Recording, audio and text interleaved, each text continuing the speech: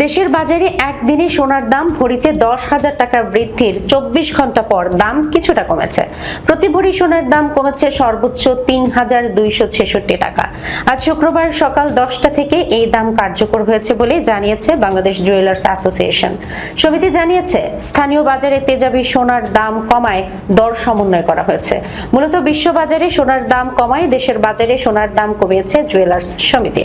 সমিতির standing committee on pricing and price monitoring committee বৈঠক করে সোনার দাম কমানোর সিদ্ধান্ত নিয়েছে।